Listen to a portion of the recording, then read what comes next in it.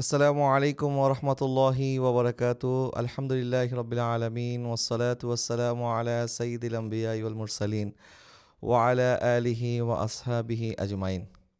সবাই কেমন আছেন? আশা করি আল্লাহর রহমতে সবাই ভালো আছেন, সুস্থ আছেন। আপনাদের সাথে কিছু কথা শেয়ার করার জন্য আমার জীবনে ঘটে যাওয়া বিভিন্ন ঘটনা, আমার জীবনের বিভিন্ন অভিজ্ঞতা আপনাদের সাথে আজকে শেয়ার করব। আমার জীবনের গল্প এটা আপনাদেরকে শোনানোর উদ্দেশ্য না, বা আমি যে এতটুক সফল হয়েছি যে আপনাদেরকে আমি বলবো যে আপনারা আমাকে অনুসরণ করুন, আমি সেটা বলার জন্য না। মূলত প্রতিটা মানুষেরই জীবনে কিছু ঘাত প্রতিঘাত থাকে, কিছু দুঃখ বেদনার গল্প থাকে, এবং সেই গল্পের পিছনেই সফলতা লুকিয়ে থাকে।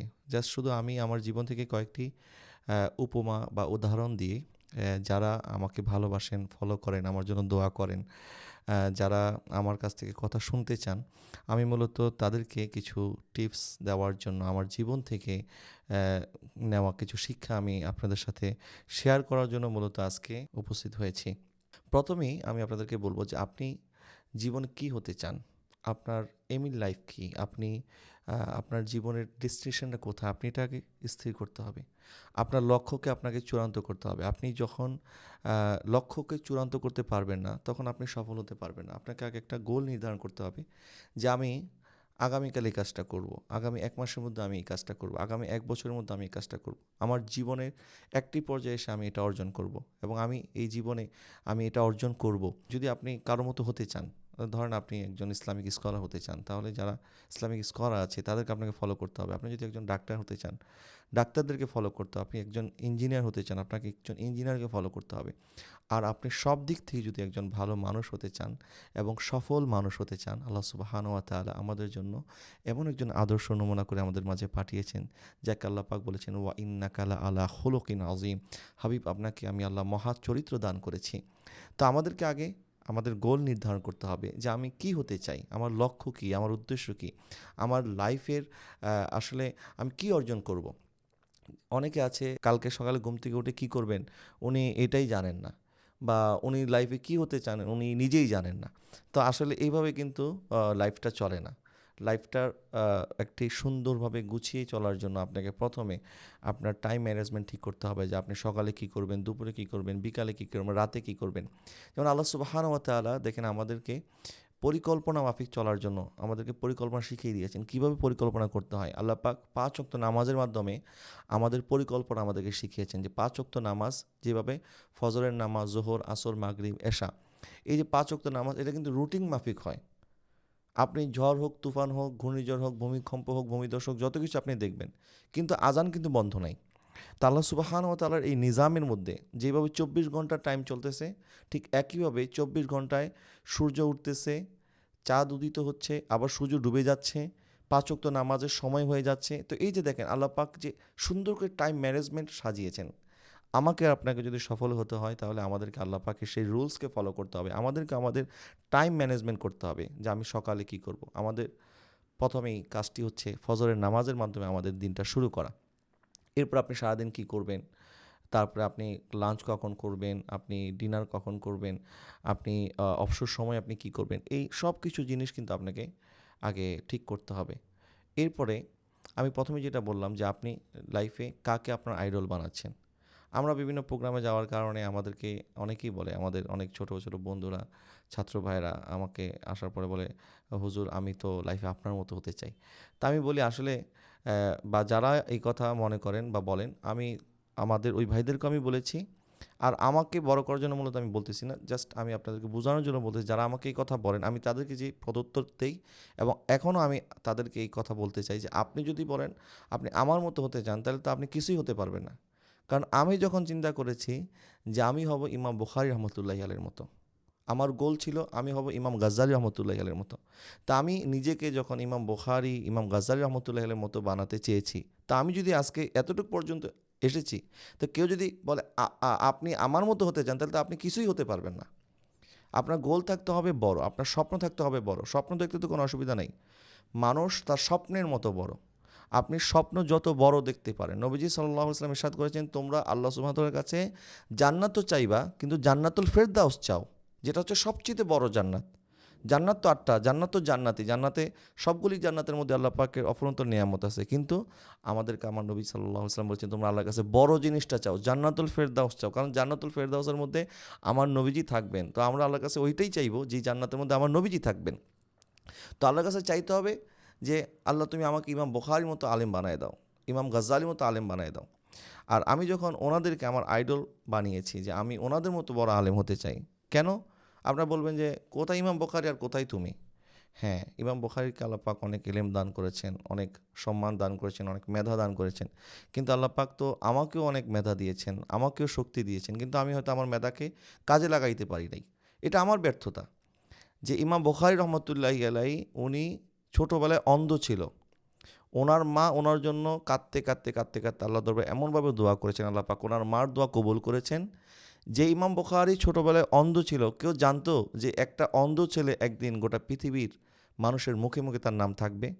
হাদিসে রসুলের উপরে এত বড় খ্যাদমত, এত আজিমুসান খ্যাদমত, যিনি বুখারী শরীফ লিপিবদ্ধ করেছেন নবীজির এই লক্ষ লক্ষ হাদিস থেকে উনি বাছাই করতে করতে করতে করতে 7,000 সামথিং কিছু হাদিস উনি সহিহ বুখারীর মধ্যে নকল করেছেন। এই যে ইমাম বুখারী রহমতুল্লাহ এত বড় খ্যাদমত করেছেন, এটা কি ওনার এলাকাবাসী জানতেন? এটা কি ওনার মা কখনো কল্পনা করেছেন, বা এটা কি উনি নিজে কখনো কল্পনা করেছেন? এবং ইমাম বুখারী রহমতুল্লাহ আলাইহি ইমাম গাজ্জালী রহমতুল্লাহ আলাইহির সাথে আমার একটা মিল আছে। মিলটা কোথায়? যে ওনারা দুইজনেই ছোটোবেলায় বাবাকে হারিয়েছেন। আমিও আমার ছোটোবেলায় আমার বাবাকে হারিয়েছি। তো এই যে মানুষ মনে করে যে এই ছেলেটা এতিম হয়ে গেছে, এই ছেলেটা অসহায় হয়ে গেছে, একে দিয়ে কী হবে, এ তো কিছুই করতে পারবে না, বা তার ভবিষ্যৎটা কী? আসলে কেউ যদি আল্লাহর উপরে ভরসা করে এবং আল্লাহ পাক যদি তাকে সাহায্য করে, তাহলে মানুষের কথায় কিন্তু কিছু আসে যায় না। আমরা অনেক সময় মানুষের কথায় আমরা হতাশ হয়ে পড়ি। আমরা মানুষের ক্রিটিসাইজ, মানুষ যখন আপনাকে দেখে বলবে আপনি তো কিছুই করতে পারবেন, আমরা অনেক সময় অনেক বাচ্চাদেরকে, নিজের সন্তানকে পর্যন্ত আমরা এরকম বকাঝকা করে বলি তোকে দিয়ে তো কিছুই হবে না। আসলে এই কথা বলা যাবে না। কেন কিছু হবে না? আল্লাহ পাক যদি তাকে দিয়ে কিছু করাতে চায়, তার ভিতরে যদি সেই উদ্যম থাকে, সেই সাহস থাকে, সেই শক্তি থাকে, কেন সে পারবে না? অবশ্যই সে পারবে।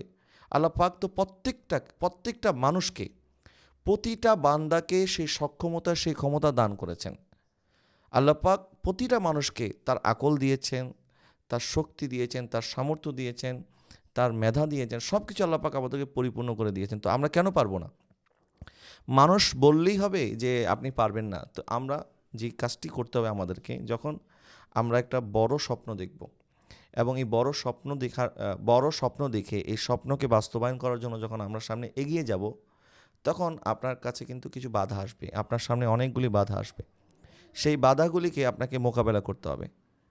যেমন রাস্তার মধ্যে চলতে গেলে রাস্তার মধ্যে অনেক বাধা আসে, অনেক কিছুই আমরা পাই, কিন্তু আমরা যদি ওই প্রত্যেকটা বাধার সাথে জাস্ট গিয়ে ধাক্কা লাগাই, তাহলে আমি ক্ষতিগ্রস্ত হব। পাথরে পাথরে ঘর্ষণ লাগলে পাথর হয়তো ভেঙে যাবে, কিন্তু আপনি পাথরের সাথে টক্কর কেন দিতে যাইবেন? পাথরের সাথে আপনি ধাক্কা কেন লাগাবেন? এই জন্য পাথর না হয়ে আপনাকে পানির মতো হয়ে যেতে হবে। পাথর কিন্তু সব জায়গায় যাইতে পারে না, কিন্তু আপনি যদি পানি হয়ে যান, পানি কিন্তু সব জায়গায় চলে যায়। পানি তার নিজেই নিজের রাস্তা তৈরি করে ফেলে, এবং পানি তার গতি অনুযায়ী সে চলতে থাকে, কেউ তাকে থামায় রাখতে পারে না। আর যখন একটা জোয়ার আসে তখন সে সব কিছুকে ধাক্কা মেরে সে সামনে এগিয়ে চলে যায়। তো ঠিক একইভাবে মানুষের জীবনটা হচ্ছে এরকম। আপনি চলার পথে আপনাকে অনেকে অনেক কথা বলবে যে তোমাকে দিয়ে কিছু হবে না, তুমি কি পারবা? তো যারা এই কথা বলতেছে আপনাকে ভেবে নিতে হবে, যে বলতেছে তুমি পারবে না, হতে পারে সে ব্যর্থ হয়েছে, সে একজন ব্যর্থ মানুষ। তো আপনি তো ব্যর্থ মানুষের কথা শুনে যদি আপনি মন খারাপ করেন এবং আপনি পিছনে চলে যান, তাহলে আপনি কিন্তু ব্যর্থ হবেন। তা আপনার গোল যখন থাকবে আরও বড়, স্বপ্ন যখন থাকবে আরও বিশাল, তো ব্যর্থ মানুষের কথা শুনলে তো আপনি কখনো সফল হবেন না। আপনি বড় বড় যারা সফল হয়েছে, বড় বড় ব্যবসায়ী বলেন, বড় বড় ইসলামিক স্কলার বলেন, যারা এতিম ছিল, আল্লাহ পাক তাদের মাধ্যমে পরবর্তীতে ইসলামে কত বড় খেদমত আঞ্জাম দিয়েছেন, আপনি তাদের জীবনী পড়েন, ইমাম বুখারীর জীবনী পড়েন, ইমাম গাজ্জালীর জীবনী পড়েন। আপনি যদি বড় ব্যবসায়ী হতে চান, তাহলে এরকম ব্যবসায়ী যারা গরিব থেকে বড় ব্যবসায়ী হয়েছে, আপনি তাদের জীবনী পড়েন। আপনি যদি একজন ভালো স্টুডেন্ট হতে চান, তাহলে যাদের কাছে খাতা ছিল না, কলম ছিল না, বই কেনার মতো পয়সা ছিল না, তারা কিভাবে পড়াশোনা করে আজকে এই পর্যায়ে এসেছে, আপনি তাদের জীবনী পড়েন। তখন দেখবেন যে আপনার কাছে এগুলি সহজ মনে হবে, আপনার কাছে এগুলি কিছুই কঠিন মনে হবে না। এবং প্রত্যেকটা মানুষ যদি প্রত্যেকের জীবনে আপনি যেই অবস্থায় আছেন, এই অবস্থাতেই আপনি এটাকে মানিয়ে নেওয়ার চেষ্টা করেন। আপনি স্বপ্ন দেখতেছেন যে আমি আ এত বড় হব, এত বড় হয়ে তারপরে এটা করব, এটা করব, হ্যাঁ? আসলে এটা তো স্বপ্ন না। স্বপ্ন হচ্ছে যে আপনি সেটা অর্জন করার জন্য চেষ্টায় লেগে থাকবেন এবং আপনি এখন যে অবস্থায় আছেন, এই অবস্থাকেই আপনার জীবনের সফলতা মনে করবেন। কেন?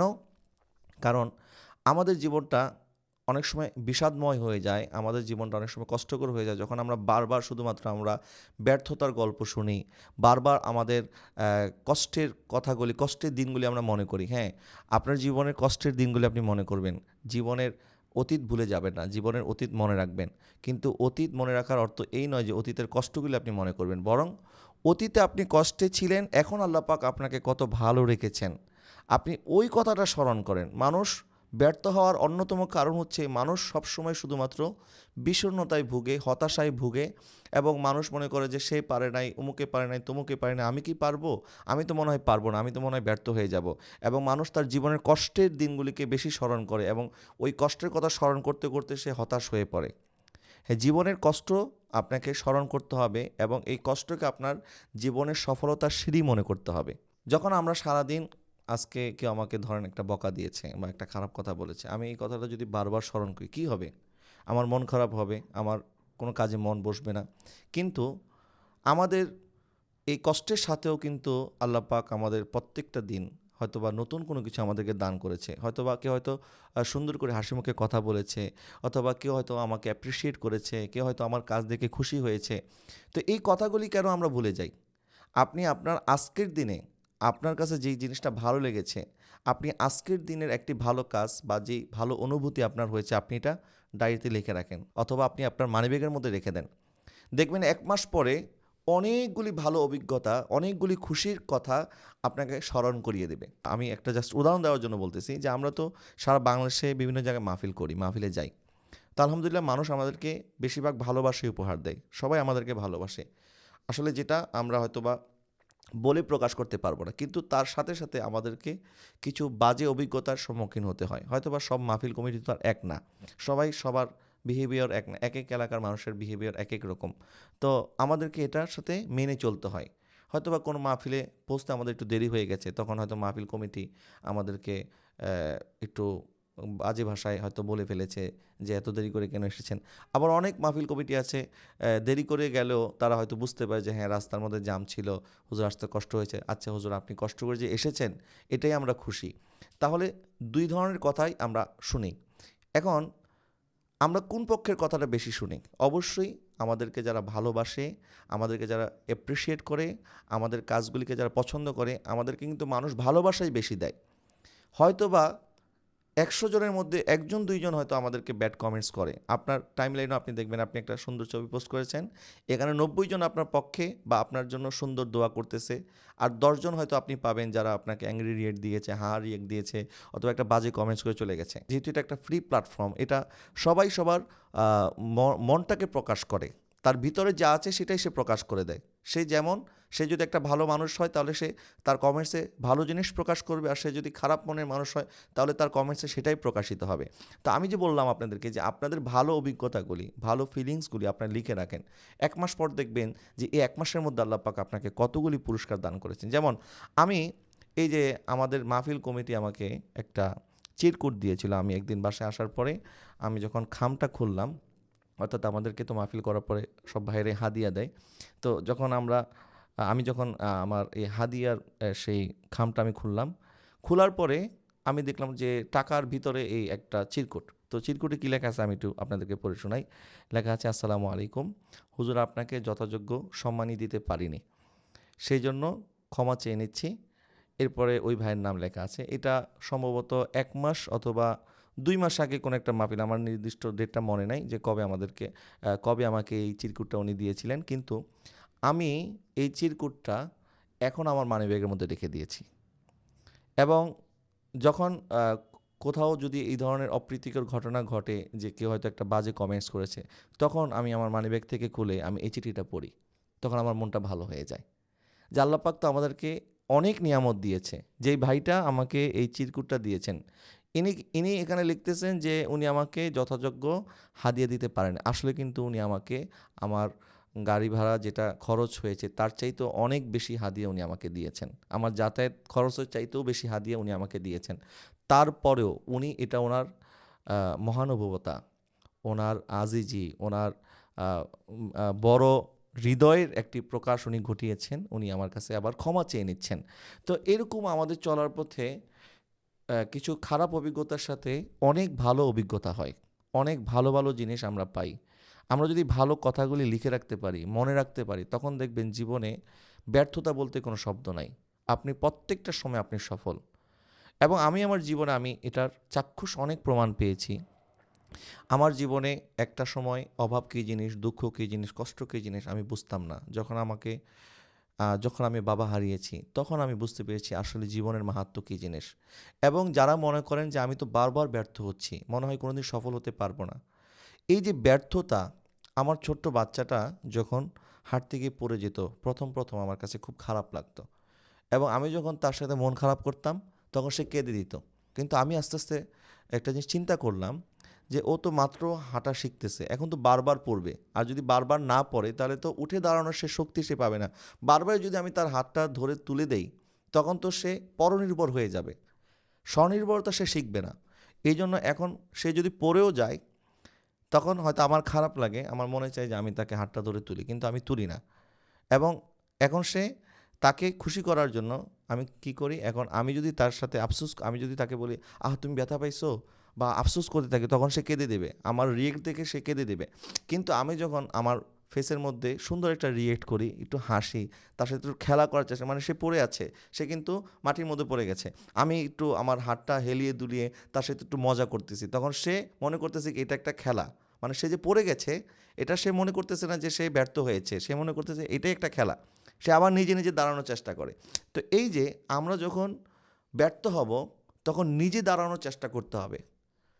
আমি যেটা মনে করি যে আমার বাবা দুনিয়া থেকে চলে গেছেন, আল্লাহ পাক ওনাকে জান্নাতুল ফেরদৌসের মেহমান হিসেবে কবুল করুক। কিন্তু আমি তো যতই আফসোস করি আমার বাবাকে তো আর ফিরে পাবো না। তো আমাকে তো আমার লাইফটাকে নিয়ে এগিয়ে যেতে হবে। আমি যতই আফসোস করি আমার বাবা নাই কেন, আমি যদি আফসোস করে মানুষের কাছে যাই, হাত পাতি, আমাকে সাহায্য করে, মানুষ আমাকে করুণার চোখে কয়দিন দেখবে? দেখবে না। মানুষ তখন, আমি যদি হাত পাতি, মানুষ আমাকে করুণার চোখেই দেখবে। কিন্তু এই এই হাত পাতাটা, এই যে আমার ব্যর্থতার গল্পটা বা আমার এই দুর্বলতাটা যখন একজন মানুষ জানবে, তখন সে কোনো না কোনো সময় এসে এটা একটা সুযোগ নিবে। যার কারণে, মানে আমি জাস্ট বড়াই করার জন্য বলছি না, আমি জাস্ট বোঝানোর জন্য বলছি যে আমি না খেয়ে দিন কাটিয়েছি। সকালে নাস্তা করতে পারি নাই। দুপুরে হয়তো হোস্টেলে যা খাবার দিয়েছে এটা ভালো লাগে নাই। আমাদের ক্লাসমেট যারা, তারা হয়তো বাইরে থেকে যখন হোস্টেলে এটা কি বলে সবজি দিত, তো ওই সবজিটা খাওয়া যেত না। তো আমাদের ক্লাসমেট যারা ছিল হোস্টেলে, আমাদের রুমমেট যারা, ওরা কি করতো বাইরে থেকে হয়তো বা শাক বা মাছ মাংস ওরা কিনে আনতো। কিন্তু আমার কাছে সেই টাকা ছিল না। কিন্তু তারপরও কোনো দিন আমি ইস্ত্রি ছাড়া পাঞ্জাবি পরি নাই, ইস্ত্রি ছাড়া কাপড় পরি নাই। কারণ আমি ক্ষুধার্ত, এটা মানুষ বুঝবে না। কিন্তু আমি যদি একটা নর্মাল কাপড় পরি বা আমি যদি এভাবে চলাফেরা করি, তো মানুষ বুঝবে যে কি আমার ভিতরে অনেক কষ্ট চলতেছে। তো আমি নিজের কষ্টটা কখনো মানুষকে বুঝতে দেই নাই। কি প্রয়োজন আপনার কষ্ট আপনি আরেকজনকে বুঝতে দিবেন, তখন অন্যরা হয়তো আপনার দুর্বলতার সুযোগ নেবে আপনার কাছে। আপনি তাদের কাছে ছোট হবেন। তো কেন আপনি নিজেকে দুর্বলভাবে পরিবেশন করবেন? কেন আপনি নিজেকে দুর্বল হিসাবে উপস্থাপন করবেন? আপনার দুর্বলতাটা মানুষের কাছে প্রকাশ করবেন না। কারণ মানুষ এই দুর্বলতার সুযোগে কখনো না কখনো হয়তো আপনাকে একটা খোঁটা দিয়ে বসবে। কেন আপনি মানুষের খোঁটা শুনবেন? কারণ কষ্টের পরে সুখ আছে। এটা তো আল্লাহ পাক ওয়াদা করেছেন। ইন্না মা'আল উসরি ইউসরান, ইন্না মা'আল উসরি ইউসরা। আমি দেখেছি যে আমার বাবা আমাকে কখনো অভাব বুঝতে দেয় নাই। কিন্তু হয়তোবা আমি এখন একটা অভাবের মধ্যে পড়ে গেছি। এটা আমি পরিস্থিতির শিকার হয়েছি। কিন্তু আমার লক্ষ্য ছিল, উদ্দেশ্য ছিল, এবং এটা আমার বিশ্বাস ছিল যে আল্লাহ পাক একদিন না একদিন আমাকে অভাবমুক্ত করবেন, এবং আল্লাহ পাক সেটা করেছেনও। আমার আমার তো এখন আলহামদুলিল্লাহ, মানে আল্লাহ পাক অনেক ভালো রেখেছেন। তো এই যে আজকে এই ভালো পজিশনে আসার জন্য আমার সেই দিনের সেই কষ্টের কথাগুলি আমার যখন মনে হয়, এবং আমি সেই কষ্টের কথাগুলিকে মনে করি আমার অনুপ্রেরণা হিসাবে, আমার সফলতার সিঁড়ি হিসাবে। এবং সেদিন যদি আমি সেই কষ্ট না শিখতাম, কিভাবে জীবন চলতে হয়, কিভাবে একজন মানুষকে স্ট্রাগল করতে হয়, তখন আমি হয়তো অন্যজনের কষ্টটাও ফিল করতে পারতাম না। একটা ছেলে যে সবসময় মনে করেন আপনার প্রাইভেট কারে চড়ে, এসি গাড়িতে চড়ে স্কুলে যায়, আবার এসি গাড়িতে করে স্কুলে চলে আসে। তারা জীবনের সব রং দেখে নাই। কারণ এসি গাড়িতে চড়ে যে মজা আছে, লোকাল বাসে চড়ার মধ্যেও হয়তো আরও ভালো মজা আছে।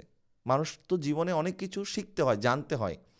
অনেক অভিভাবক আছে যারা বাচ্চাদেরকে কষ্ট শিখাইতে চায় না, বা কোনো কষ্ট শরীরের মধ্যে লাগতে দেয় না।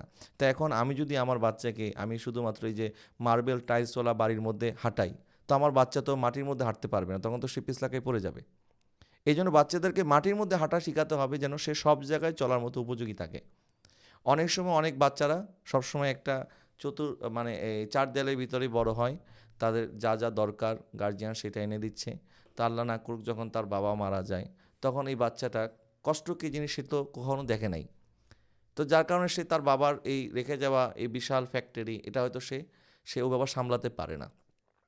অথবা হয়তোবা অফিসের কোনো নিম্ন স্তরের কোনো কর্মচারী যে স্ট্রাগল করেছে এবং তার মালিককে সে ভালোবাসে, সে হয়তো সেই ফ্যাক্টরির হালটা ধরে এবং ওই বাচ্চাকে আস্তে আস্তে শেখায়।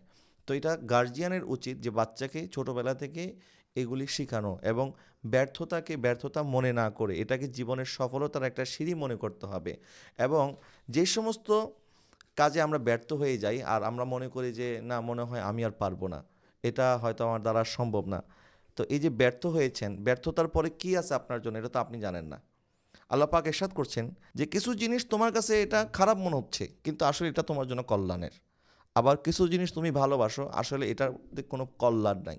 তো আল্লাহ সুবহানাহু ওয়া তাআলা চান যেন আমরা কল্যাণ লাভ করতে পারি, যেটা আপনি পান নাই। আপনি মনে করছেন আমি কেন পাইলাম না, আমার কি কি নাই, আমার কিসের অভাব, আমি এত চেষ্টা করার পর আমি কেন পাই নাই। কারণ এটা আপনার জন্য অকল্যাণ ছিল, এই জন্য আল্লাহ পাক এটা আপনাকে দেয় নাই। আবার আপনি মনে করতেছেন যে এটা আমার কোনো প্রয়োজন নাই, কেন আল্লাহ আমাকে হঠাৎ করে এটা দিল। হয়তোবা কোনো বিপদ এসেছে, মুসিবত এসেছে, আপনার উপরে কোনো কষ্ট চলে এসেছে, আপনি মনে করতেছেন এই কষ্ট আমি কেন ভোগ করব, আমার কি অপরাধ, কেন আল্লাহ আমাকে এই কষ্ট দিয়েছে। কিন্তু এই কষ্টের মধ্যে যদি আপনি সবর করেন, হতে পারে এটা আল্লাহ আপনার জন্য বিরাট পুরস্কার রাখবেন এই সবরের কারণে।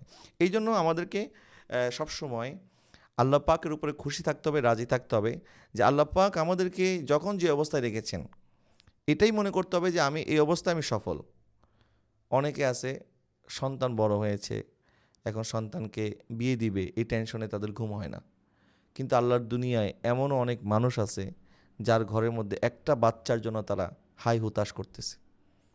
আপনার সন্তান আছে, আপনি কোন স্কুলে পড়াবেন, কোথায় ভর্তি করবেন, এটা নিয়ে আপনি পেরেশান হয়ে যাচ্ছেন। আপনার বাচ্চাকে একটা ভালো স্কুলে ভর্তি করাতে পারেন নাই, ভর্তি যুদ্ধে সে টিকে নাই, এটার জন্য আপনি আফসোস করতেছেন এবং মনে করছেন আমি তো ব্যর্থ হয়ে গেলাম, আমার জীবনটাই তো বৃথা। আর আপনি চিন্তা করেছেন জমির মধ্যে এখনও কত লক্ষ লক্ষ দম্পতি আছে যারা একটা বাচ্চার জন্য আল্লাহর কাছে কাকুতি মিনতি করতেছে। তা আমরা যখন খালি আফসোস করব, তখন আমরা কখনো সফল হতে পারবো না। বরং যেটা আপনার কাছে আছে এটা নিয়ে আপনি খুশি থাকেন, রাজি থাকেন, তখন আপনি আশা করি সফল হতে পারবেন। এইভাবে আমাদেরকে ভালো ভালো ভালো জিনিস চিন্তা করতে হবে, মানে আমাদের থিঙ্কিংটাকে পজিটিভ করতে হবে। আমরা যখন পজিটিভ চিন্তা করব, আল্লাহ পাক ইরশাদ করেছেন ইয়া আইয়ুহাল্লাযীনা আমানু ইজতানিবু কাসীরাম মিনাজ যন্নি, তোমরা অধিক ধারণা থেকে বাঁচো। ইন্না বা'দা যন্নি ইসমুন, কারণ অধিক ধারণা করা এটাও একটা গুনাহ। আমরা অনেক সময় মানুষ সম্পর্কে বদ ধারণা করি, আবার নিজের সম্পর্কে বদ ধারণা করি, দেশ সম্পর্কে বদ ধারণা করি। কীরকম? বলে আর এই দেশে তো কিছুই হবে না, এই দেশে সব চোর বাটপার ভরে গেছে, যারা বাড়ি করছে সব তো 2 নাম্বারি টাকা দিয়ে বাড়ি করছে, এই দেশের মানুষ সব টাকা পয়সা লুটেপুটে খাচ্ছে, এই দেশের কোনো ভবিষ্যৎ নাই। অথচ আপনি নিজেই নিজের ঘরটাকে নোংরা করে রাখছেন, এই ঘরটাকে সাফ করার জন্য আবার 3,000 টাকা দিয়ে বেতন দিয়ে একটা বুয়া ঠিক করছেন। আর যেই বড় বড় দেশের স্বপ্ন আপনি দেখতেছেন, যাদেরকে আপনার আইডল বানিয়েছেন, যে সমস্ত দেশকে আপনি মনে করছেন এরা উন্নত, অথচ ওই উন্নত দেশের মানুষরা কিন্তু কোনো কাজের বুয়া রাখে না। ঘরে রান্না করার জন্য কোনো কাজের লোক নাই, ড্রাইভিং করার জন্য কোনো ড্রাইভার নাই, যার যার কাজ শেষই করতেছে। আর আমি আর আপনি বাংলাদেশের মধ্যে বসে আমি বলতেছি যে বাংলাদেশের মানুষ তো কিছু করতে পারবে না, অথচ আপনি নিজের ঘরটা আপনি নিজে গুছাইতে পারেন না। যেখানে আমরা নিজের ঘর নিজে না গুছিয়ে আমরা দেশের মানুষকে নিয়ে চিন্তা করতেছি। আমি রাস্তার মধ্যে ময়লা করতেছি, আবার আমি বলতেছি এই দেশের রাস্তা সুন্দর না, রাস্তাঘাট অপরিষ্কার অপরিচ্ছন্ন। তো অপরিচ্ছন্ন করতেছে কে? আমরাই তো করতেছি। এই যে এই দেশের মধ্যে লক্ষ লক্ষ মানুষ আজকে বেকার হয়ে আছে, কেন? আল্লাহ পাক কি আপনাদেরকে সেই মেধা দেয় নাই, সেই শক্তি দেয় নাই? আপনি কিছু পারেন না, আপনি রিক্সা তো চালাইতে পারেন। আপনি কিছু পারেন না, আপনি তো মাটি কাটতে পারেন। আপনি বেকার কেন থাকবেন? আজকে আমরা বলি যে আমাদের দেশের মধ্যে কোনো কাজ নাই। তো আজকে অনেক প্রবাসী ভাইয়েরা আপনার তাদের জীবনী হিস্ট্রি আপনি দেখেন, তারা বিদেশে গিয়ে কী করতেছে? হয়তো রেস্টুরেন্টের মধ্যে কাজ করতেছে, অথবা রাস্তার মধ্যে কাজ করতেছে, বাগানে কাজ করতেছে, মানুষের ঘরে কাজ করতেছে, হোটেলে কাজ করতেছে। তারা তো সেখানে গিয়ে অড জব করতেছে। তো সেখানে গিয়ে অড জব করতে তখন যদি আমাদের লজ্জা না লাগে, তাহলে আমাদের দেশের মধ্যে এই সমস্ত কাজ করলে আমাদের কেন লজ্জা লাগবে? আমরা এই কাজগুলিকে কেন কাজ মনে করতেছি না? এবং আমাদের পারিপার্শ্বিক অবস্থা আমরা এরকম বানিয়ে ফেলেছি, যখন একটা শিক্ষিত ছেলে মনে করেন এই ধরনের অড জব করে, তখন আমরা আবার তাকে টিটকারি সুরে বলি, তাহলে তোমার সার্টিফিকেটের কী দাম? আসলে কোনো জবকেই, কোনো কাজকেই খাটো করে দেখার কোনো সুযোগ নাই। এবং আপনি যদি আমাদের চতুর্পাশের মানুষের কথা শুনতে থাকেন, আপনি যদি সবার কথা আপনি গ্রহণ করতে থাকেন, তখন কিন্তু আপনি কোনো কাজই করতে পারবেন না। কারণ খারাপ মানুষ যারা, যাদের ভিতর খারাপ, তারা সবসময় খারাপ কথাটাই বলবে। আর আপনি যদি তাদের কথা শুনেন, তখন আপনি তাদের মতো হয়ে যাবেন। এই জন্য আল্লাহ পাক ইরশাদ করেছেন, ওয়াকুনু মা আস-সাদিকিন, তোমরা সত্যবাদীদের সাথে থাকো। যে মজলিসে বসলে আপনি শুধু গীবত শুনবেন, পরনিন্দা শুনবেন, পরচর্চা শুনবেন, শুধু মানুষকে নিয়ে হাসি ঠাট্টা তামাশা করা হয়, মানুষকে নিয়ে গীবত করা হয়, আপনি ওই মজলিসগুলি এড়িয়ে চলবেন। তাদের সাথে বসা বয়কট করেন। তাদের সাথে কথাবার্তা পর্যন্ত আপনার অপ্রয়োজনীয় কোনো কথাবার্তা, আপনার যদি একদম প্রয়োজন হয়, আপনি তখন তাদের কাছে যাবেন। নচেৎ তাদের সাথে বসা, তাদের সাথে কথা বলা এবং তাদের সাথে কোনো কাজ করাও আপনার প্রয়োজন নেই। কারণ আপনি যখন তাদের কাছে যাবেন, তখন তাদেরই কথাগুলি শুনতে শুনতে আপনিও তাদের মতো হয়ে যাবেন। আল্লাহ পাক বলছেন, ওয়াকুনু মা আস-সাদিকিন, তোমরা সত্যবাদীদের সাথে থাকো। আর আমরা যারা গীবত করতেছে, পরনিন্দা করতেছে, সারাক্ষণ মানুষকে নিয়ে পড়ে থাকে, আমরা সবসময় তাদের মজলিসে গিয়ে বসি। তা আপনি যদি সফল হতে চান, তাহলে তাদের মজলিসকে এড়িয়ে চলতে হবে। এই সমস্ত লোকদের থেকে দূরে থাকতে হবে, তাদেরকে ইগনোর করতে হবে। আমরা অনেক সময় মানুষকে ইগনোর করতে পারি না, অথচ আপনার লাইফটাকে তারা হেল করে দিচ্ছে।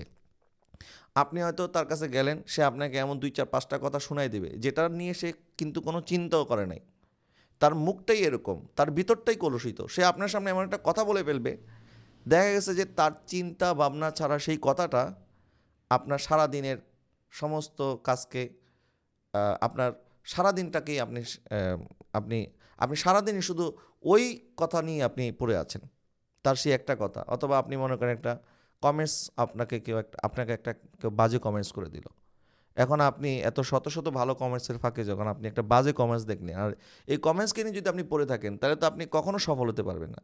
যে একটা কমেন্টস সহ্য করতে পারে না, যে একটা মানুষের খারাপ কথা সহ্য করতে পারে না, তো সে এত বড় বড় ঝড় তুফান কেমনে সহ্য করবে আমাকে বলেন?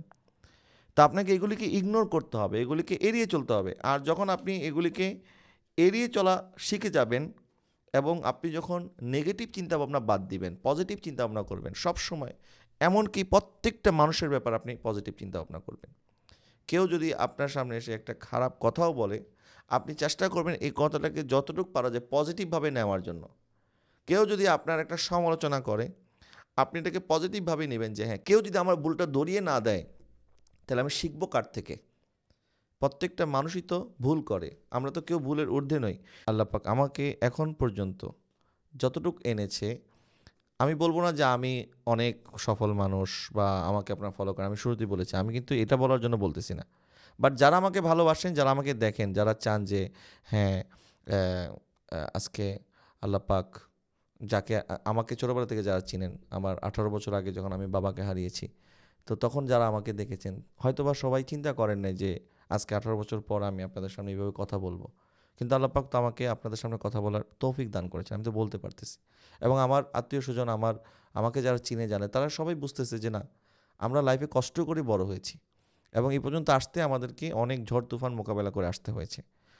তো আমি আপনাদেরকে এই কথাগুলি বলার উদ্দেশ্য এটা নয় যে আমি আমার যোগ্যতাকে জাহির করতেছি, আমার কোনো যোগ্যতা নাই।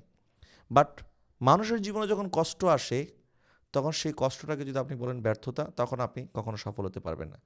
এই কষ্টটাকে আপনাকে মনে করতে হবে এটা আমার সফলতার সিঁড়ি, এবং আমাকে এটাকে মোকাবেলা করে এগিয়ে যেতে হবে। যখন আমরা ইনশাল্লাহ এইভাবে এগিয়ে যাব, এবং আমরা যখন চিন্তা করব, ফিকির করব যে আমার ডেস্টিনেশন কী, আমার ভবিষ্যৎ কী, আমাকে দায়িত্বশীল হতে হবে। যার কোনো দায়িত্ব জ্ঞান বলতে কিছু নেই, সে জীবনে কোনো দিন সফল হতে পারবে না, সে সবসময় লুজার হবে। রেসপন্সিবিলিটি আপনাকে নিতে জানতে হবে। সেটা আপনি একজন ছাত্র হিসাবে, আপনি যখন স্টুডেন্ট, তখন আপনাকে একটা রেসপন্সিবিলিটি নিতে হবে। হ্যাঁ, আমার বাবা মা আমাকে এত কষ্ট করে আমাকে পড়াশোনা করাচ্ছে, আমি একটা ভালো স্কুলে পড়ছি, মাদ্রাসায় পড়ছি বা কলেজে পড়ছি, যেখানে আপনি পড়েন না কেন, আমাকে একটা ভালো রেজাল্ট করতে হবে। ভালো রেজাল্টের উদ্দেশ্য এই না যে আপনি খালি মুখস্থ করবেন, বরং জীবনের এই জার্নিতে আপনাকে সফল হতে হবে, আপনাকে জানতে হবে, আপনাকে শিখতে হবে, আপনাকে এই রেসপন্সিবিলিটি নিয়ে পড়তে হবে। আপনি চাকরি বাজার যদি আপনি মনে করেন আমি তো পাশ করে ফেলেছি, বাস আমার সার্টিফিকেট দেখেই মানুষ আমাকে চাকরি দিয়ে দেবে, না, এত রেসপন্সিবল হলে হবে না। আপনাকে চাকরির বাজারে আপনার আরও আশেপাশে যারা আছে তাদের থেকে আপনাকে ভালো বেটার আপনাকে প্রুভ করতে হবে যে না, আপনি তাদের চেয়ে আরও বেশি ট্যালেন্ট, আপনার ভিতরে সেই ক্যাপাবিলিটি আছে, আপনি একটা কাজ সঠিকভাবে করতে পারবেন। আজকে এই রেসপন্সিবিলিটি কেউ নিতে চায় না। যখন কেউ চাকরি একটা পেয়ে যায়, চাকরি পাওয়ার আগে অনেক কিছু দেখায় যে আমি এই করব, সেই করব, এটা করে ফেলবো, ওইটা করে ফেলবো। যখন চাকরিটা কনফার্ম হয়ে যায় তখন ফাঁকিবাজি শুরু করে। তো আপনি কাকে ফাঁকি দিচ্ছেন? আপনি হয়তো আপনার বসকে ফাঁকি দিচ্ছেন, কিন্তু আপনি নিজের জীবনকে ফাঁকি দিচ্ছেন। আপনি আপনার বসকে ফাঁকি দিচ্ছেন না, আপনার জীবনের সাথে আপনি প্রতারণা করছেন। কারণ আজকে যদি আপনি এই দায়িত্বে থেকে আপনার দায়িত্বটা সঠিকভাবে পালন করেন, তখন হয়তোবা আপনার মালিকের চাইতে আল্লাহ পাক আপনাকে বড় জায়গায় নিয়ে যাবে। কিন্তু আপনি এখন ফাঁকিবাজি করতেছেন, তো আপনি কখনো সফল হতে পারবেন না। ঠিক আপনার আপনি যখন গার্জিয়ান হবেন তখন আপনাকে রেসপন্সিবিলিটি নিতে হবে আপনার সন্তানের, আপনার স্ত্রীদের, তাদেরকে ভালো মানুষ করা। আপনি যখন আলহামদুলিল্লাহ আপনাকে আল্লাহ পাক যখন সম্পদ দিয়েছে, অর্থ দিয়েছে, তখন আপনার পরিবারের মধ্যে যারা দুস্থ আছে, গরিব আছে, এতিম আছে, তাদের রেসপন্সিবিলিটি নিতে হবে। মানুষ তো শুধুমাত্র নিজের জন্য সফল হলে হবে না। আপনার সফলতা যেটা আল্লাহ আপনাকে দিয়েছেন, এই সফলতার ভাগ আপনাকে সবাইকে বন্টন করে দিতে হবে। কারণ আমি আজকে এখানে এসেছি, আমি যদি মনে করি যে আমার চেষ্টা আমি এসেছি, কখনোই না। আমার জন্য লক্ষ লক্ষ হাত দোয়া করেছে, যারা হয়তো সরাসরি আমাকে বলে নাই, কিন্তু আমি জানি তাদের দোয়া আমাকে আজকে এখানে এনে দিয়েছে। আমার মার শ্রম আছে, আমার মা আমার জন্য কষ্ট করেছে, তাহাজ্জুদ পড়ে পড়ে চোখের পানি ফেলেছে। এর বিনিময়ে আল্লাপাক হয়তো আল্লাপাক আমাদেরকে আজকে আমরা 3 ভাই বোন আমরা একটা জায়গায় এসে পৌঁছেছি। এবং আমি বলবো যে আমার জীবনের গোল, আমি এখন যেখানে আছি এটাই আমার জীবনের গোল। আমার জীবনের গোল আরও অনেক দূরে। আমি আরও অনেক স্বপ্ন দেখতেছি। যদি আল্লাহ আমাকে হায়াত দিয়ে, আমি হয়তো সেই স্বপ্ন বাস্তবায়ন করার জন্য আমি চেষ্টা চালিয়ে যাব। কিন্তু আমি এখানে আজকে আপনার সাথে কথা বলা পর্যন্ত আল্লাহ পাক আমাকে যতটুকু এনেছে, আমি যদি মনে করি এটা আমার যোগ্যতা এসেছি, এটা ভুল হবে। আমার জন্য সবার দোয়া আছে, সবাই আমাকে যেভাবে পেরেছে। এমন আমি এটাও আমার মনে আছে, আমার এক আঙ্কেল, সে হয়তো আমাকে সরাসরি মানুষের জীবনে থাকে না, অভাব অনটন তো চলে। তো উনি বুঝতে পারতেন যে হ্যাঁ, আমরা একটু কষ্টে আছি। তো আমার একটা জুতা ছিঁড়ে গিয়েছিল, মানে আমার জুতা কেনারও সেই সামর্থ্য ছিল না, পয়সা ছিল না। তো ওই আঙ্কেলটা আমাকে শোরুমে নিয়ে যায়, আমাকে একটা জুতা কিনে দিছিল।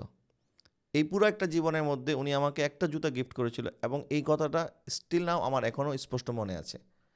এবং আল্লাহ আমাকে যতদিন বাঁচিয়ে রাখবে, আমি চেষ্টা করব যে ওনার জন্য, ওনার সন্তানের জন্য আমি কিছু না কিছু করব, যে আমাকে একটা জুতা কিনে আমাকে আমার ওই সময়ের, ওই কষ্টের সময় আমার পাশে দাঁড়িয়েছিল। তো আমি এটা নিজের সেই বরত্ব প্রকাশ করার জন্য বলতেছি না। আমি বলতেছি যে মানুষ তার অতীতকে ভুলে যায়, মানুষ তার কষ্টকে ভুলে যায়। কষ্টকে ভুলে গেলে, অতীতকে ভুলে গেলে আপনি সফল হতে পারবেন না। এবং আপনি যদি মনে করেন আপনি সফল হয়েছেন শুধু নিজের জন্য সফল হয়েছেন, না, আপনার সফলতার পিছনে অনেকের অনেক শ্রম আছে, আপনি হয়তো সেটা চোখে দেখছেন না। আপনি সেই কথাগুলি ভুলে যাবেন না, সেই কথাগুলি মনে রাখবেন। এবং যারা আপনার পাশে ছিল, আজকে আপনি যখন এই পজিশনে এসেছেন, আপনার পরিবারের জন্য, আপনার আত্মীয় স্বজনের জন্য, আপনার এলাকাবাসীর জন্য, আপনার দেশবাসীর জন্য কিছু একটি করার সুযোগ যখন আল্লাহ আপনাকে করে দিয়েছেন, আপনি এই সুযোগকে হাতছাড়া করবেন না। আপনি শুধুমাত্র মনে করবেন যে আমি একটা চাকরি পেয়ে গেছি, বাস। না, আপনি চাকরি পেয়েছেন, এটা তো আপনার লাভ হয়েছে। আপনি যদি আরও 10টা মানুষের কর্মসংস্থানের ব্যবস্থা করে দিতে পারেন, তখন আপনি সফল হবেন। আমি বলতেছি আপনার গোলটাকে আপনি বড় করেন। আপনি কেন শুধু একটা নির্দিষ্ট জায়গার মধ্যে আপনার গোলটাকে সীমাবদ্ধ করবেন? আমি আপনাদেরকে একটা গল্প শোনাই। একজন মানুষ, তার ড্রিম ছিল যে সে সেলিব্রিটি হবে। তো তার স্বপ্নই ছিল যে অনেক বড় সেলিব্রিটি হবে, সবাই তাকে চিনবে। কিন্তু আল্লাহ সুবহানাহু ওয়া তাআলা তাকে এমন একটা রোগ দিছে যে সে সম্পূর্ণ প্যারালাইজড হয়ে গেছে। প্যারালাইজড হয়ে একদম বিছনায় পড়ে গেছে। তো বিছনায় যখন পড়ে গেছে, এখন আর কীভাবে সে সেলিব্রিটি হবে? তখন সে তার দুঃখ নিয়ে, তার জীবন কাহিনী নিয়ে একটা বই লিখেছিল। বইটার নাম আমি এখন হয়তো আপনাদেরকে বলতে পারছি না, কিন্তু এই বইটা অনেক বেশি সমাদৃত হয়েছে, আলোচিত হয়েছে। এবং সে যে সেলিব্রিটি হওয়ার সেই স্বপ্ন, তার ইচ্ছা ছিল, কিন্তু সে সুস্থ অবস্থায় সেলিব্রিটি হতে পারে নাই। সে তার জীবনের মধ্যে লিখেছে যে আমি সুস্থ অবস্থায় সেলিব্রিটি হতে পারি নাই, কিন্তু আমি অসুস্থ হয়ে যাওয়ার পরে তার সারা শরীরের কিছু কাজ করতো না, শুধু তার 2টা চোখ কাজ করতো। 2টা চোখ দিয়ে সে ইশারা করতে পারতো। মনে করেন কোনো একটা জিনিস তার প্রয়োজন, সে চোখ দিয়ে ইশারা করতো হ্যাঁ, অথবা 2বার চোখ দিয়ে ইশারা করলে সবাই বুঝে যেত যে না। মানে সে শুধুমাত্র চোখ দিয়ে সিগন্যাল দিতে পারতো, বুঝাইতে পারতো যে তার কি প্রয়োজন। সে বলছে যে আমি সেলিব্রিটি হতে চেয়েছিলাম, যখন আমার হাত ছিল, পা ছিল, সব ছিল, তখন আমি সেলিব্রিটি হতে পারি নাই। কিন্তু আমার জীবনের এই কষ্ট এবং এই 2 চোখ দিয়ে চলতে পারার এই সক্ষমতা, এই অভ্যাস যখন আমি নিজের মধ্যে তৈরি করতে পেরেছি, এখন আমি সেলিব্রিটি হয়ে গেছি। তো আমাদেরকে জীবনের সাথে মানিয়ে চলার শিখতে হবে। জীবনের প্রত্যেকটা মুহূর্তকে এনজয় করতে হবে। ভালো এই সময়টা হয়তোবা আপনি যে অবস্থায় আছেন, আপনি হয়তো মনে করছেন কি যে আমি ভালো নাই, আমার মন ভালো নাই। এই ধরনের স্ট্যাটাস দিয়ে দিন একটা পার করে দিলেন। সারাদিন শুধুমাত্র নিউজ ফিড ঘাঁটতে থাকলেন, আর বিছানার মধ্যে শুয়ে আছেন, আর মনে করতেছেন যে না, জীবনটা ব্যর্থ, আমার জীবনে তো আমি কিছুই করতে পারবো না। তো আপনি বিছানায় শুয়ে থাকলে কিছু করবেন কেমনে? আপনাকে তো উঠে দাঁড়াতে হবে। আল্লাহ পাক আপনাকে কিছুই দেয়নি, আপনার মেধা তো দিছে। একজন মানুষের মস্তিষ্ক, এটা একটা রিসার্চ হয়েছে যে এই যে আমাদের যে কম্পিউটারের ভিতরে কি আছে, মাদারবোর্ড আছে, প্রসেসর আছে, হার্ড ডিস্ক আছে, কত কিছু দিয়ে যে ম্যাকবুকটা আমাকে রেডি করে এখানে দেওয়া হয়েছে একটা ম্যাকবুকের মধ্যে। তো এটা, এই যে আমরা এখানে ক্যালকুলেটারে হিসাব করি, তাড়াতাড়ি আমাদেরকে হিসাবটা দিয়ে দিচ্ছে, মানে কত দ্রুত কাজ করতেছে। তো একটা রিসার্চে এটা প্রকাশিত হয়েছে যে মানুষের মস্তিষ্ককে যদি এরকম একটা ম্যাকবুকের মতো বা এরকম একটা সিপিইউর মতো করে একটা জায়গায় রাখা হয়, তখন সেটার পরিধি হবে গোটা নিউ ইয়র্ক শহরের মতো। আপনি চিন্তা করতে পারেন একটা মানুষের মস্তিষ্কের মধ্যে আল্লাহ পাক কতটা মেধা দান করছে, একটা মানুষকে আল্লাহ পাক কতটা প্রতিভা দান করছে।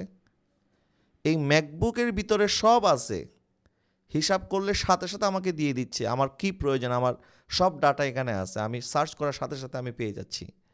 এটার কাজ, এটার যে কার্যক্ষমতা, এটার যে আপনার বুদ্ধি, যেটা বানানো হয়েছে রোবটের মাধ্যমে, রোবোটিক বুদ্ধি, আর আল্লাহ পাক তার বান্দাকে প্রাকৃতিকভাবে তাকে যে মেধা দান করেছেন, আমাদের মগজকে যদি একটা সিপিইউ আকারে রাখা হয়, গোটা নিউ ইয়র্ক শহর দখল হয়ে যাবে। আপনি চিন্তা করেন আল্লাহ পাক কত সুন্দর করে আমাদেরকে সৃষ্টি করেছেন, তারপরও আমাদের আফসোসের শেষ নাই। হ্যাঁ, আমরা কেন পারি না জানেন? আমরা কি করি? আমরা সারাদিন হয়তো বা ব্যস্ত থাকি কোনো না কোনো কাজে। বন্ধুরা আড্ডা আড্ডা দিচ্ছে, আড্ডার মধ্যে ব্যস্ত। আরেকজনকে নিয়ে চিন্তা গবেষণার মধ্যে ব্যস্ত। ফেসবুকের মধ্যে ছোট্ট একটা ইস্যু তৈরি হলে এটা নিয়ে সবার ঘুম হারাম হয়ে যায়। সবাই এটা নিয়ে লেখালেখি শুরু করে দেয়, কমেন্টস করা শুরু করে দেয়। এই যে একটা অবস্থা, মানুষ এত সময় কিভাবে পায়? মানুষ নিজেকে নিয়ে চিন্তা করার সময় সে পায় না। সে সারাক্ষণ ব্যস্ত থাকে। সে নিজেকে সময় দেয় না, পরিবারকে সময় দেয় না, আপনজনদেরকে সময় দেয় না। তো একটা মানুষ যখন নিজে সময় না দেয়, তো এই মানুষটা কীভাবে সে সফল হবে আমাকে বলেন? আগে তো নিজেকে সময় দিতে হবে। নবীজি সাল্লাল্লাহু আলাইহি ওয়াসাল্লাম গার হেরার মধ্যে চলে যেতেন, ধ্যান করতেন, আল্লাহকে স্মরণ করতেন। এবং কিছু সময় আমাদেরও উচিত দৈনিক আমরা কিছু সময় চোখটা বন্ধ করে আল্লাহকে ধ্যান করি, আমাদের ফিউচার নিয়ে চিন্তা করি। আল্লাহ পাক ইরশাদ করেছেন, ওয়াল তানজুর নাফসুম মা কদ্দামাত লিগাদ, তুমি তোমার নিজের দিকে তাকাও, তুমি তোমার আগামীকালকের জন্য কী সংগ্রহ করছো। আল্লাহ পাক, আল্লাহ নিজে বলতেছে তুমি তোমার নিজেকে নিয়ে চিন্তা করো, তোমার নিজেকে নিয়ে নিজে গবেষণা করো, তোমার লাইফটা কোথায় যাচ্ছে, তোমার আগামীকাল কি হতে যাচ্ছে তোমার সাথে। সেখানে আমরা নিজেদেরকে নিয়ে চিন্তা করার সময় নাই। আমরা সারাক্ষণ ফেসবুক, ইউটিউব, ব্লগ, এটা সেটা, বন্ধুবান্ধবের আড্ডা, প্রত্যেকটা সময় আমরা ব্যস্ত। দেখবেন 3-4 জন বন্ধু একসাথে বসে আছে, গল্প করতেছে, হঠাৎ হয়তোবা গল্প শেষ হয়ে গেছে বা গল্প বন্ধ হয়ে গেছে, সবার হাতে হাতে মোবাইল, সবাই আবার মোবাইল টিপা শুরু করছে। একটা মিনিট আমরা অপশন নাই, একটা মিনিট আমরা চিন্তা করতে রাজি না। অথচ নবীজি সাল্লাল্লাহু আলাইহি ওয়াসাল্লাম রাহমাতুল লিল আলামিন, যিনি গারে হেরার মধ্যে গিয়ে আল্লাহর ধ্যান করেছেন, এই জন্য আল্লাহ পাক আমাদেরকে 5 ওয়াক্ত নামাজ দিয়েছেন। এই নামাজের মাধ্যমে আমরা যেন আল্লাহকে স্মরণ করি। এবং এই নামাজ হচ্ছে ইমাদুদ্দিন, আমাদের দিনের পিলার। একটা বাড়ি যদি আপনি বানান, আপনি দেয়াল এখানে পছন্দ হয় নাই, আপনি দেয়াল ভেঙে দেন, দেয়ালটা আরেকভাবে ঘুরায় দেন। দরজা এখানে পছন্দ না, আপনি আরেক জায়গায় দরজা করবেন। জানলা এখানে পছন্দ না, আপনি আরেক জায়গায় জানলা করবেন। কিন্তু একটা বাড়ির পিলার কি আপনি লড়াইতে পারবেন? একটা বাড়ির পিলার যেভাবে নড়ানো যায় না, দৈনিক ৫ ওয়াক্ত নামাজ যদি আমরা সঠিকভাবে আদায় করি, দেখবেন আমাদের জীবনটা সুন্দর হয়ে গেছে। আমরা সব কিছুকে মানে আমরা আমাদের জীবনের সাকসেসের জন্য এই যে অনেকে আছে মোটিভেশনাল স্পিকারের স্পিচ শোনেন, বই পড়েন, অনেক কিছুই করতেছেন। কিন্তু আসল সফলতার চাবিকাঠি, আসল সফলতার চাবিকাঠি যিনি আপনাকে সফলতা দান করবেন, তাকেই আপনি খুশি করতে পারছেন না। তার দেওয়া বিধানটাই আপনি মানতেছেন না, তাকেই আপনি নারাজ করতেছেন বারবার। আচ্ছা আমাকে বলেন, একজন মানুষ আপনি যখন বিপদে পড়েছেন আপনার পাশে এসে দাঁড়িয়েছে। আপনি যখন অভাবী ছিলেন আপনাকে কিছু টাকা পয়সা দিয়ে আপনাকে সাহায্য করেছে। আপনি যখন অসুস্থ হয়ে গেছেন হসপিটালে, তখন আপনার চিকিৎসার ব্যয়ভার তিনি বহন করেছে। তো যিনি প্রত্যেকটা মুসিবতে, প্রত্যেকটা বিপদে আপনার পাশে দাঁড়াইছে, আপনি কি তাকে কখনো কষ্ট দিতে পারবেন? তো এটা তো স্বাভাবিক জীবনে আমরা দেখি, আমাদের জীবনযাপনে আমরা দেখি একটা মানুষ যে আমাকে সামান্যতম ন্যূনতম উপকার করেছে, আমি তার উপকারের কথাটা কখনো বলতে পারি না এবং তাকে কখনো আমি কষ্ট দিতে পারি না, তাকে কখনো আমি নারাজ করতে পারি না। কিন্তু যে আল্লাহ আমাকে আর আপনাকে সব সময় প্রতিনিয়ত সাহায্য করছেন, যে আল্লাহ আমাদেরকে বাঁচার ব্যবস্থা করেছেন, আমাদের রিজিকের ব্যবস্থা করেছেন, আমাদেরকে আল্লাহ সুবহানাহু ওয়া তাআলা এই ইজ্জত সম্মান দান করেছেন, সুস্থতা দান করেছেন, এত নিয়ামত দেওয়ার পরেও আমরা আল্লাহর নাফরমানি করছি, অথচ একবারও ভয় করছি না, আবার জীবনের সফলতাও কামনা করছি। তো সফলতা তো দিবেন তিনি, এবং এই সফলতার যে চাবিকাঠি এবং জীবনকে সুন্দর করার, জীবনকে শান্ত রাখার, নিজের জীবনের এই অস্থিরতা দূর করার যে একটা উপায়, সেটা হচ্ছে নামাজ। আসসালাতু ইমাদুদ্দিন, নামাজ হচ্ছে আমাদের দিনের খুঁটি। দেয়াল ভেঙে গেছে, আপনি আরেকটা দেয়াল বানাতে পারবেন, কিন্তু যখন খুঁটি লড়ে যায় তখন বিল্ডিং আর দাঁড়িয়ে থাকে না, বিল্ডিংটাও ধসে পড়ে।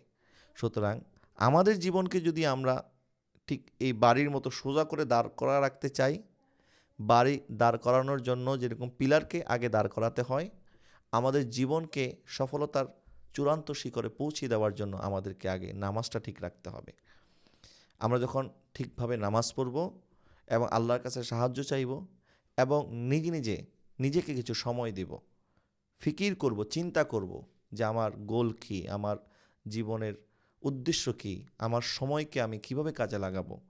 এবং যারা সফল হয়েছে, আমাদের নবীজি সাল্লাল্লাহু আলাইহি ওয়াসাল্লাম, সাহাবায়ে কেরাম, এবং প্রত্যেকটা প্রফেশনে, আপনি যে প্রফেশনে আছেন, এই প্রফেশনে যারা সফলতার চূড়ান্ত শিখরে গিয়েছে, আপনি তাদের জীবনী পড়েন, তাদের গল্প শুনেন, তারা কিভাবে সফল হয়েছে, তাদের কষ্টের দিনগুলি তারা কিভাবে পার করেছে, তখন দেখবেন আপনার জন্য আপনার রাস্তাটা সহজ হয়ে গেছে। তা আল্লাহ পাক আমাদের সবাইকে কবুল করুক।